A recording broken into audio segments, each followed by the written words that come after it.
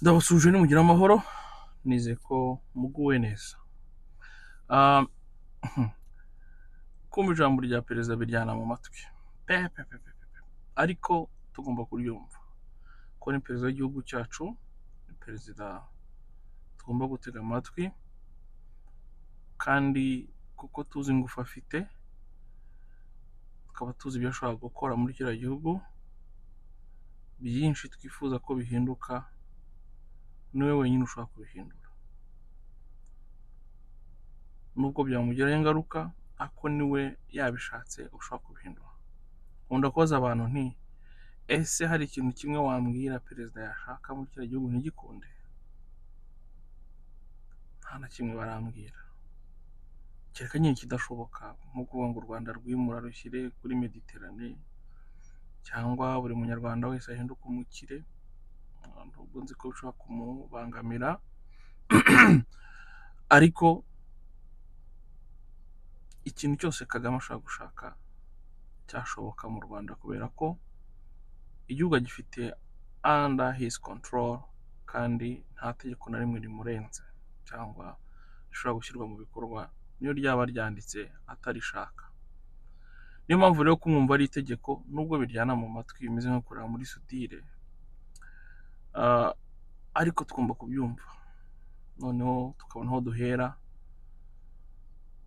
tunenga, tukabona aho duhera dutanga umusanzu wacu mu kubaka igihugu cyiza kigendera ku mahame ya demokarasi kandi giha agaciro ikiremwamuntu. Ubwo rero naryumvishe, ariko ku badasanzwe bankurikira, reka mbibutse ibintu ugeze kwandika kuri Facebook mu minsi ishize, mu myaka ishize. Navuze ibintu 7 biranga ijambo rya perezida Kagame. Uyu munsi ndongeramo icya 8. Ibyo bintu 7 nta na rimwe numva ijambo rya Kagame ngo mbikuremo. Reka maze mbibabwire, noneho mbabwire icyo nshaka kuvuga uno munsi. Icya mbere, arabeshya. Nta jambo rya perezida ushobora kuburamo ikinyoma, nta jambo rya perezida ushobora kuburamo ibikangisho bya bintu bye akangata, nta jambo rya perezida ushobora kuburamo kwiriza, kwigira victime, baranyanga, bangendaho. Perezida icya kane, aracyurirana bikaze sana, ni ukuvuga ngo acyurirana birenze iby'abatindi, usibye kandi n'umutindi aragakizwa. Habamo kwishongora bikaze cyane, ubundi akagira ikintu cy'amatiku. Nicyo nongeyemo uyu munsi kuko ntabwo ubushize narakivuze. Icya 7, araburinga abantu. Sinzi ko nakita bullying, nko gusebya cyangwa guserereza cyangwa gusinzi. Gusebya ubwo si defamation, ntabwo ari byo, ariko kwa kundi wenda nk'umuntu ashobora mbega kugusuzugura cyangwa kuguteza abantu, reka mvuge gutyo. Nka kuri ejo bundi yahagurukije umugaba mukuru w'ingabo, agahagurutsa n'umukuru wa polisi, ntajya n'ikintu ababwira, bagahaguruka gusa. Cyangwa kundi minisitiri yahagurutse agatangira akarya intoki,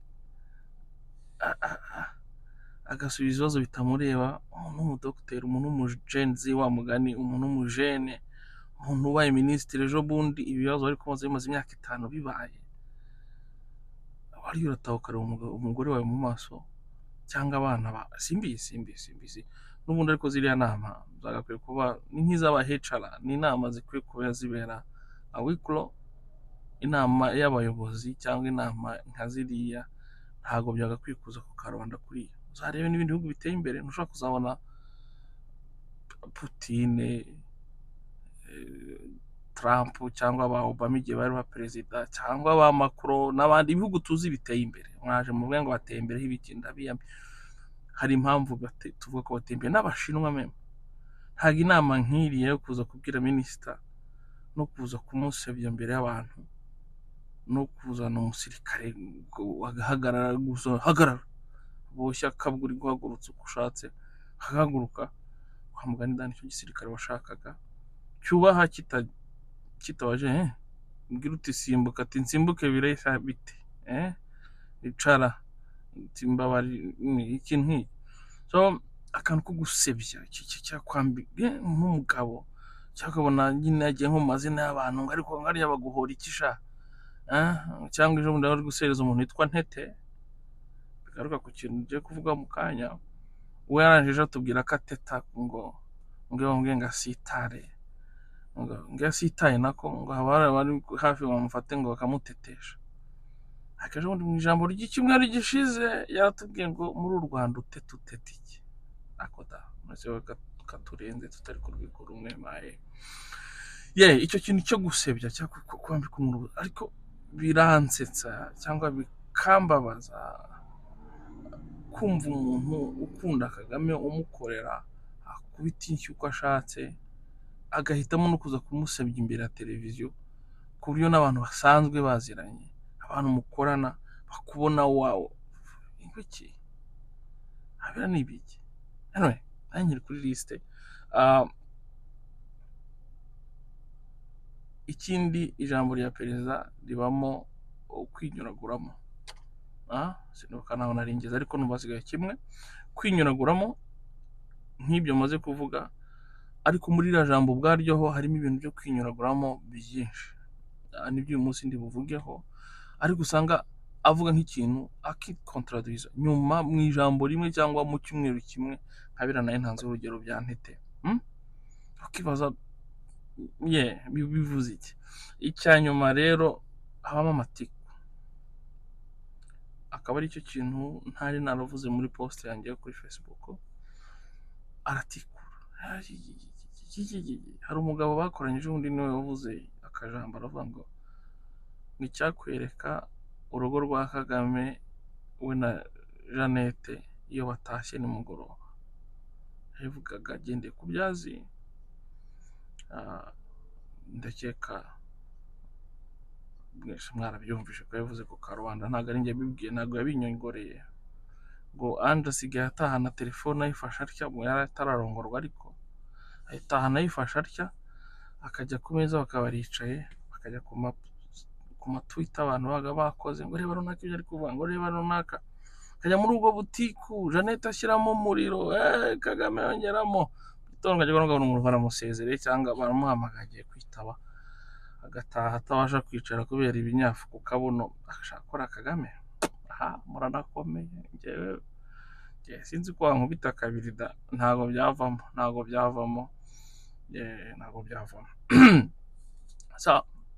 Uyu munsi nashatse kuvuga ku kintu kimwe kijyanye no kwinyuraguramo, kijyanye no ko Kagame avuga ibintu ubwe akabica amazi mu ijambo rimwe. Muri kino cyumweru wenda kigiye kuza tuzongera tugerageze kudekoda ririya jambo, twongere turebemo n'ibindi bintu twabikuramo, ariko kuko uyu munsi ari ku cyumweru nashatse kuvuga kuri iki kintu cyo kwinyuraguramo ngihuza no kudufungira insengero. Mu by'ukuri u Rwanda ni igihugu kigizwe n'abakirisitu 90% barenga, sibyo? Ariko tukagira n'abasilamu umubare ufatika ntazi, sinshaka yako urenze 5% niyo kaba kangahe. Abo bose bagizweho ingaruka no gufungirwa insengero cyangwa ingoro aho bajya kuramiriza Imana bizera. Ibyo bikorwa hitwaje ko hari ibyo batujuje. Bamwe barikusanya, barihiringa, bateranya amafaranga yabo, bakora ibyo basabwe, ko bimwe mu byo babasabaga byari byoroshye nubwo byari bigoye, ariko byashoboraga gukoreka. Hari liste ndende, gushyiraho parking, gushyiraho toilette, gushyiraho imirindankuba, ibintu nk'ibyo. Abantu baragenda barihiringa, bikora mu mufuka, barabikora, babirangije insengero ntizafungurwa. Ariko abantu nkatwe dusanzwe tubivuga ko Kagame n'Imana bazirana kubera ko abona ari mukeba, ari ukeneye gusengwa mu gihugu gusa, twari tuzi ko atari mpamvu mu by'ukuri yabifunze.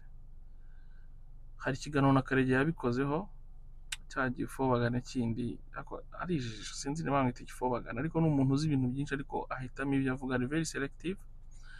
Hagiye nigeze kubikora avuga ati ibyo bintu bya lisite mubishyire ku ruhande, siyo mpamvu ziriya nsengero zifunzwe. kandi nanjye aba ndemeranya nawe. Omar Karegeya wo mu Rwanda, umunyamakuru, ndetse na Joseph Dusingize Hakuzwe Umuremyi wo ku Muryango, nawe bari ikiganiro bikozeho, ndabizi, ndumva twagishaka bibaye ngombwa tukagishyira hano hasi mukabireba. Ntago rero abantu ukuntu bavunitse bagakora ibyo bagomba gukora, barangiza bakanga gufungurirwa, twari tuzi neza ko atari mpamvu bafungiwe. Ejo bundi Kagame yimena inda avuga ko n'izisiga ahubwo azazifunga. Bya bindi byo kwibona, byo kwiyemera, byo kutibona nkatwe ati Abanyafurika ariko mwabaye mute. Ariko ejo n'isoni nkeya aratinyuka tujye ko tubona atwifuje ngo kuzagira Noheli nziza. Niko se wowe kabyara we, tuzagira Noheli nziza gute tudafite aho gusengera? Tuzajya gutya tubyuke tujye gukora Noheli hehe koko nta n'isoni ugira? Tuzakora Noheli gute? Tuzagira Noheli nziza gute kandi utatwemerera guserebura Noheli? Tuzaba turetse ko Abanyafurika. Ariko ubwo impamvu y'ibi byose ni ukuntu mu nama nk'iriya, tugendeye muri statistique, kuko dushobora kuvuga ko harimo abakirisitu 90%, harimo abasilamu bangahe simbizi, ariko harimo abantu basenga. Nimba barakibajije that's good, ariko nimba mu bintu byabajijwe ikibazo cyo gufungirwa insengero kitarimo, ubu bugwari dukwiye kureka. Kagame gutinyuka agatwita ko twarindagiye, ko turindagizwa muri gande,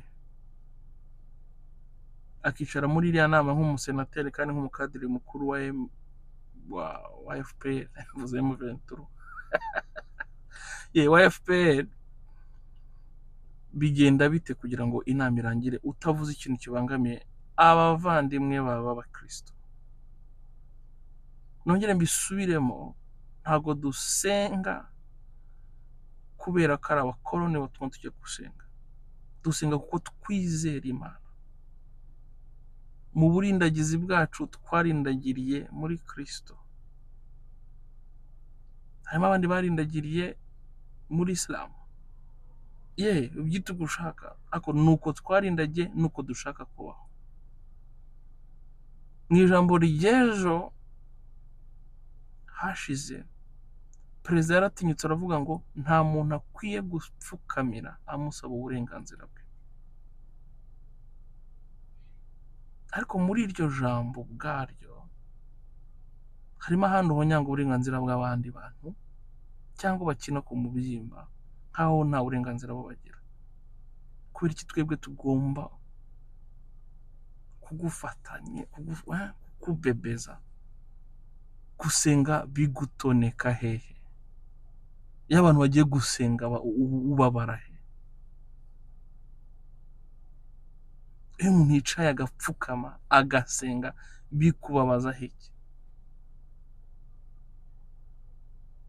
Kabo bakristu, kabo basilamu, kabo ba Yehova, kabo bakata, whatever idini basengeramo ryose, birangira babaye n'abaturage beza bubaha umutegetsi. Fubagana nabyo tubivuge ku mwese 90 mutora Kagame, akuri ukuntu ahindukira akaza kuba hejuru, bibababaza. Ubwo ikintu kimbabaza kurusha byose ni ukubona twaratera agati mu ryinyo. Hega ntabwo ibintu bizikora. Hari video nakoze mu cyumweru gishize nsobanura ibintu dushobora gukora byinshi, nagiye muri detail, ababishaka muze kuyireba. Hari ibintu byinshi dushobora gukora tudasuzuguye leta, tutigaragambije, ariko tukareka ko tubangamiwe. Kimwe muri byo ni icyo ngicyo cyo guhaguruka ahantu abantu nk'ari bahuriye tukabaza ibibazo bibajena, nta kindi. Kubaza bitera kumenya, kuko Oswakimu nubwo bamupfunyikiye amazi yarabaje ko tumenya neza ko Kagame impamvu yafungishije insengero n'izisiga zazifunga atari uko yashaka abantu bashyiraho amapave, ariko ubwo n'uburenganzira bwacu twavukanye bamwe budakwiye kuvogerwa. Naho tugarutse kuri rya jambo yavuze ejo, reka no kuvuga Kagame kuko siwe turi kuvugana, ashobora no kuba atareba iyi video, ariko we wa mukristo uri kundeba, Kagame spirit afite yo kuvuga ngo nta muntu akwiye gupfukama ngo amusabe kumugirira impuhwe ku bintu yemerewe n'amategeko, uburenganzira bwe. Kuki twe tutagira nk'iyo? Kuki tutagira iyo spirit yo kwanga kugaraguzwa agati? Urafunga urusengero ukansaba ibyo ngomba gukora, ukanga kurufungura ugendeye kuki? Mbibuze hari uburenganzira duhabwa n'itegeko nshinga, ariko hakaba n'uburenganzira tuvukana butavogerwa. Nta n'umuntu wabukwaka, agerageje kubukwaka aba anyuranyije n'amategeko, ariko niho dutinda cyane.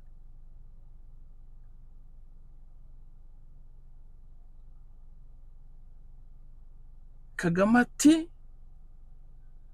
usibye ko nyine nabivuze ngo ari kuganira n'ibyo atazi, ibyo ntazi.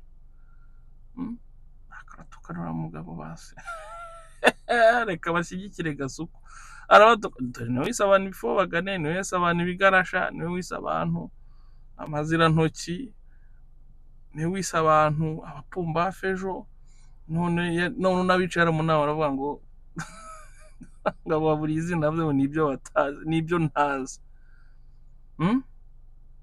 Nubwo aganaga nibyo ntazi, habure na kimwe gihaguruka kivuga ati nyakubahwa perezida. Mwibuke, ntabwo nushaka ko tugumuka, tugomba ariko gutesha umutwe leta mu byo twemerewe n'amategeko, mu kinyabupfura, nimba koko twemeye Kristo.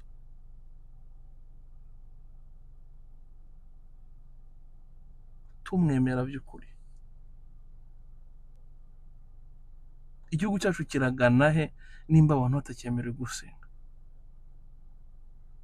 Urafata umuntu wo muri mbyo bigasanze cyangwa wareba sinzana namubisha muzige muvuga, ugategeka urusengero rugira parikingi, rushyira ngo pave muri parikingi, n'abantu bose basengera nta n'umwe utunze imodoka.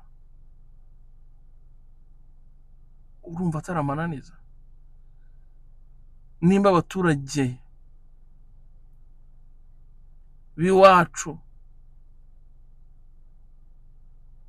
bose baba mu nzu z'ibyondo, ni kuki ushaka ko urusengero turwubakisha ruriba cyangwa turutera umucanga, natwe inzu dutahamo ari iz'ibyondo? Ntabwo biri fair.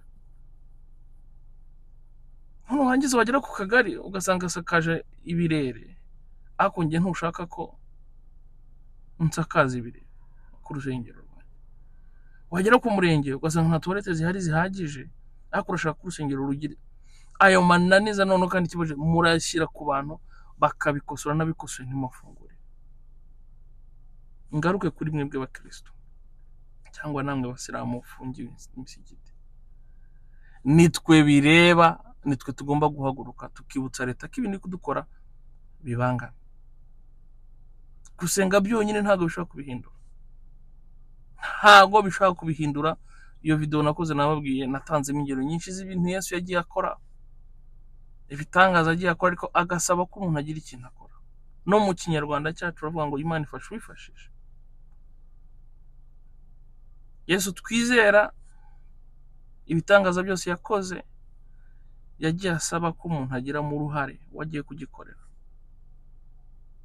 Impumyi yayihumuye, ayitobeye akondo, ariko arareba ngo ujya koga. Lazaro yageze aho bamushyinguye, asaba abantu gukuraho urutare. Yashobora kubwira ati ca mu rutare rukaza. Ibi ndi kuvuga n'ibyo abantu bizera. Nimba utizera nta mpamvu z'uko ubyemera gutya, ariko niko tubyizera ko byanditse mu gitabo gitagatifu.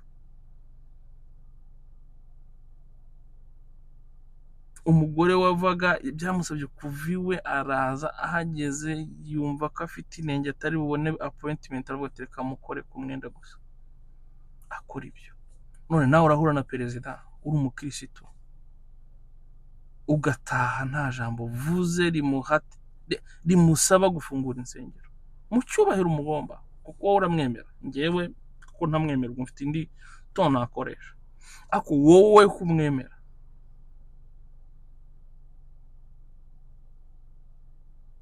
murahura mugatandukana udasaba iyi nsengero gufunguka, ukumva ko kuri umukirisitu. Hari ubu twese nidutangira gusenga inkotanyi tugenda ukabicanye nkazo, henda n'amafuni n'iki no kwica abantu no gukenesha abantu, nibwo tuba dufite igihugu cyiza? No, mugaruke ku murongo please, dukoresha amahirwe dufite. Ngibuka Esiteri,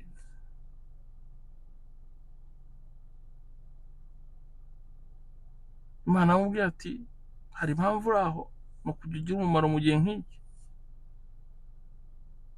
Nawe ugize amahirwe yo kwicara mu byo ntazi, bya bindi umuhanzi Bahati yavuze ngo ni igobe riterana ariko Bahati wesha ntabwo ari ukuramba nawe disi. Ukicaramo ugahaguruka ukagenda udasabye ko insengero zifunguka. Abakozi b'Imana bo tubareke, bamaze gufobagana ku rwego rukabije. Mwabonye muri Unity Club perezida yahagurukije umukozi, sinzi uwari, nimba ari bishop nimba ari iki, aravuga ibintu by'Imana byazanywe n'abakora. Rega Kagame ntabwo avuze kuriya atarabanje kubyumva na bariya abantu basenga. Yahagurukije muri gande, hari umukozi w'Imana wamuhagurutse inyuma, ntazi, sinzi, muzambwira icyo akora, sinkizi, sinzi urusengero rwe, sinzi ngo ni bishop, sinzi ngo ni pasiteri, sinzi ngo ni profete, ariko yaravuze ngo ibintu by'abakoroni, ngo gusenga ni ibintu by'abakoroni. Ari pasiteri silvo, ari bishop simbizi, ari musenyeri simbizi. Aho rero tubareke, ntabwo bateze kudusubiza kuko wagira ngo bakorana na Kagame nyine, cyangwa baramutinye ku rwego.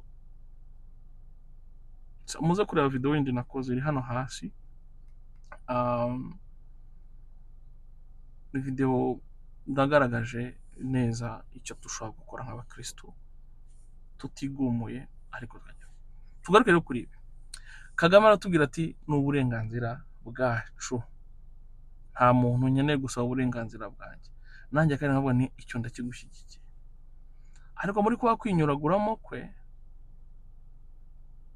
akirengagiza ko uburenganzira bwe bufite aho burangirira. Ntabwo nimbyuka mu gitondo muri buka mugani w'ibyiruka rya Mahero, wabonaga ibintu n'iby'abandi akabyita ibye. Nigo ubu umuntu azareba umugore wundi avuge ngo ni mwiza, ahita abana uburenganzira bwe kumukunda cyangwa iki? Ibyo bintu by'ubwana. Nibigije umwana wanjye ejo bundi twagiye ahantu bahura n'abandi bana, ari anniversaire y'abana, rwose ngiye kubona mbona barimo bararwana bapfa igitoyi, igikinisho cy'umwana wo muri urwo rugo, ariko akarwana n'undi nawe w'umushyitsi, bapfa noneho buri wese akacyita iki. Nabwe ndetse sha mwabana mwe ako niba tubyuze ntibabyumvaga, mwese ko nta n'umwe nyiracyo ko mwabisanze aha, ubu murabipfa bigende bite? Na Kagame rero nuko uburenganzira bwe ni sawa akabuharanira, ariko se barafite uburenganzira bwo kudufungira insengero? Afite uburenganzira ki bwo kudufungira insengero? Twebwe nta burenganzira dufite? Cyane uko azi ko noneho twe tudashaka kugeraho tumukubita ikinyafu nk'uko yabivuze, bo bakarwana. Uburenganzira bwe rero burarenga nk'ibyo mvuze by'ikinyafu. Hari ubundi umuntu akubitwa ate? Ni irihe tegeko nshinga ugendera ryagwa uburenganzira bwo kubita umuntu w'umugabo? Binyibukije indi anecdote twumvishe ku muntu wari minisitiri we, kubera ibintu bya laptop chad whatever, one laptop campaign, sinibuka uko yitwa iyo campaign. baramukubise umugore yari minisita, baramukubise kubera ikibazo yari abaje avuga ko kompiyuta zitajyanye n'igihe kandi n'umwinformatisi yarabizi, baramukubita ati umugore ngo yamukanze amabuno hafi icyumweru, haratose. Ninde uguha uburenganzira bwo gukubita umuntu? Ntirihe tegeko byanditse he ko hari umuntu wemerewe gukubitwa? Ako se maye ko Kizito yaririmbye indirimbo ngo ikakubabaza, ukamutumaho makuza na mpambara, bikarangira umwishe kuko yaririmbye indirimbo itagushimishije. Ubwo burenganzira bwo kukunezeza ubuhabwa nande?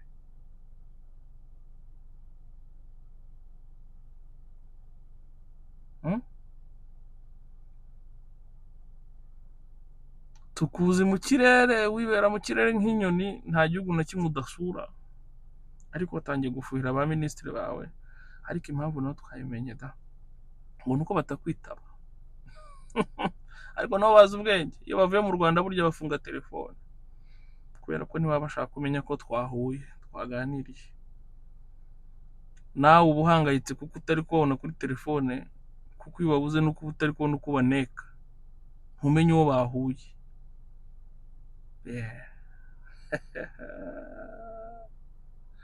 Wangiza ukitwaza ko ngo best practice, kugeza aho none ushaka no gusebya mugani ibyo mwagezeho. ngo si byo baba bagiye kurata se, none wavuze ngo baba bajya kurata iki?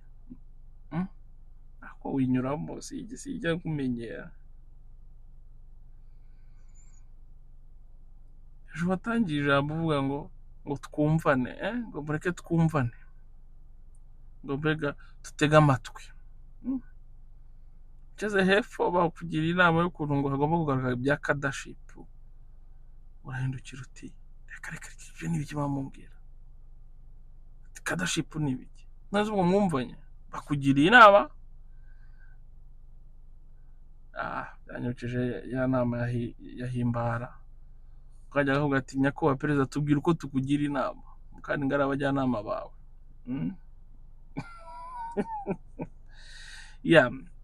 Bref, dufite igihugu cyacu kandi dukunda, tugifiteho uburenganzira ntawe tuburana. Ni uburenganzira twavukanye, nta nubwo tuhabwa n'itegeko, no, twarabuvukanye kuko niyo gakondo yacu. Nta muriro tugomba kunegosiyana kugira ngo dukore icyo dushaka. Amategeko atuma tutaba abaturage buzuye, avuga ngo abantu bahuye basenga ahantu hatemewe, nyir'isambu avuze ko twakoze ubuzererezi mu isambu byandi bita trespassing, aho nabyumva. Ariko abantu no muri gare wemerewe gutera haleluya, ninde bireba? Gutora za nabyo ushobora kuba ko gusakuriza abantu bitewe n'aho umusigiti uri. Akoze niba utuye muri kominote y'abasilamu bose azana nta kintu batwaye, cyangwa umusigiti ukaba waraje uhasanga, uraburana ko abantu batora azana kubera iki?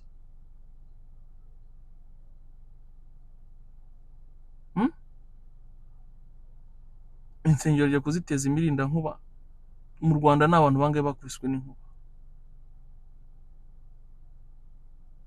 Mu by'ukuri twaciye bugufi turakabya. Iri jambo tuzarigarukaho birenzeho mu minsi iri imbere, natavuga irindi, kuko ni byiza ko dusobanukirwa aho igihugu cyacu kigana n'uko kiyobowe. Ariko hagati aho ndagira ngo mbasabe, umunsi turi ku cyumweru nibwo nkoze iyi video, kuko ndi umukristu, nifuza ko twiminjiramo agafu. Uburenganzira bwacu nk'uko Kagame yabivuze ejo, tubuharanire ntawe tubyingingira, kuko turi mu gihugu kitagendera ku mategeko 100% kandi igihe utazi uburenganzira bw'abantu. Tubikore mu bwenge. Nibyo ubwenge mvuga, ntabwo mbwiye ujye mu muhanda urwanye leta ugira ute, ariko mwaretse ko ahantu hose turi abakristu, ijambo baguhaye ikibazo cya mbere ubaza kikaba insengero zacu zafungurwa ryari? Israel Mbonyi ufite igitaramo muri kino cyumweru, ubu kizarangire n'ijwi ufite na following ufite n'ibyo Imana yagukoreye bizarangira udasabye ku karubanda ngo leta dohora abantu bakeneye gusenga.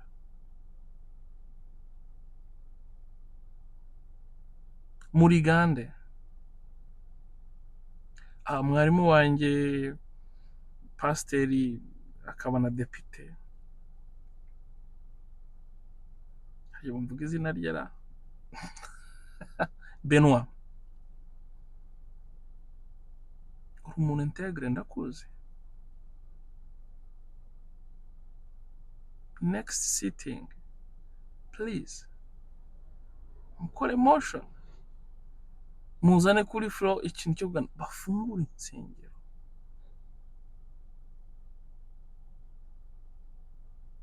Gitwaza, Masasu,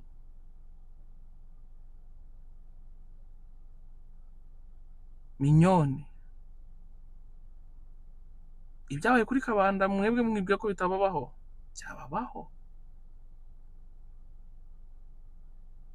Please mu kinyabupfura cyanyu gusenga byonyine ntibizahindura ikintu, mugomba no kurenzaho amagambo asaba ubutegetsi kutureka tukexersa ibyo twizera.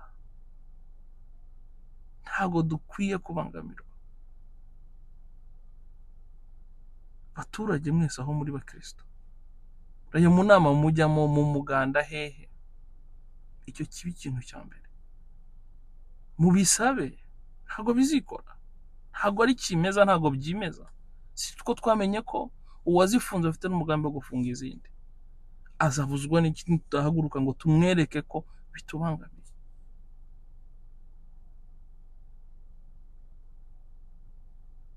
Abacamanza cyangwa abanyamategeko, kubera iki mudatanga ikirego? Abanyamategeko bakijijwe cyangwa bazi uburenganzira, kuki mudatanga ikirego muri Cour Supreme muvuguruza umugambi wa leta ko ugaragara ko ugambiriye kubuza abantu kwexersa uburenganzira bwabo? Mwize amategeko murabizi ko hari inzira ibyo bintu byacamo, ako nimutinda nzabyikorera kuko ndabyemerewe. Kandi njyewe kuko ntari pasho, njyewe ndi muri opposition, bishobora kuzafata isura ya opposition kandi si byo nshaka. Ntabwo nemeranya n'ubura butegetsi, ndamutse ntanze igitego kizafata indi sura kandi nzabikora. Abanshyigikiye muze kumbwira, nukurega tugategereza ko kizaburanishwa kuko uburenganzira bw'Ukristo burabangamiwe kandi leta ntigomba kubitubuza. Abaganga inama mujyamo bande, umuntu wese ariko mbabaza cyane naba batubuze, reka mvuge gutyo kuko Kagame niko yatwise, niko yabise abakozi b'Imana bafite ijambo bagera ibukuru bakaba badashobora guhagarara ku maguru abiri basabe.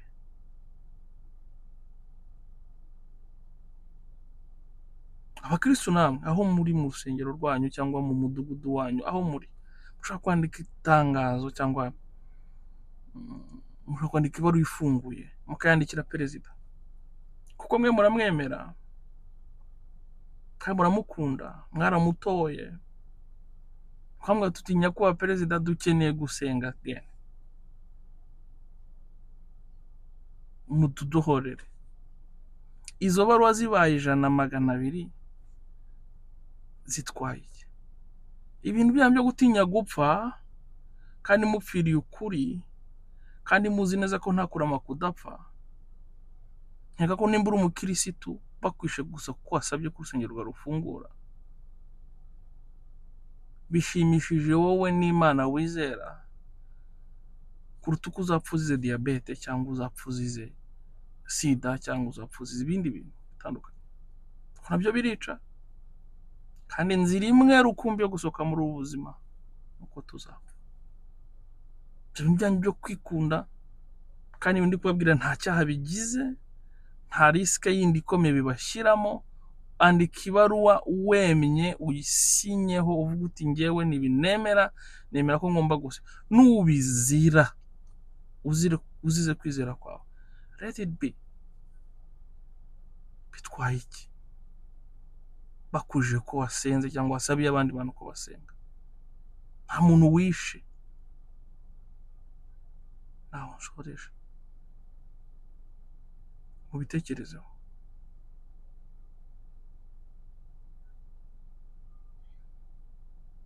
Ku batanzi nitwa Pamphile, nkaba ndi impirimbanyi y'uburenganzira bw'ikiremwa cya muntu, kandi nkaba mparanira ko mu Rwanda haba impinduka nziza zikaduheraho twebwe rubanda, kugira ngo ubutegetsi nabwo bubashe kugira abatuvuyemo basirimutse no mu mutwe.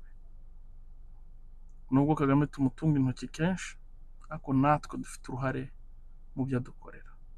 Tugomba guhindura ingendo, tugomba guhindura imyumvire, tugomba guhindura uburyo twumva igihugu, tukwiye kumenya uburenganzira bwacu, tugaheraho kugira ngo duhindure byinshi bitagenda mu gihugu cyacu. Bitavuze ko nta bigenda, hari ibigenda, ariko ibigenda si cyo kibazo.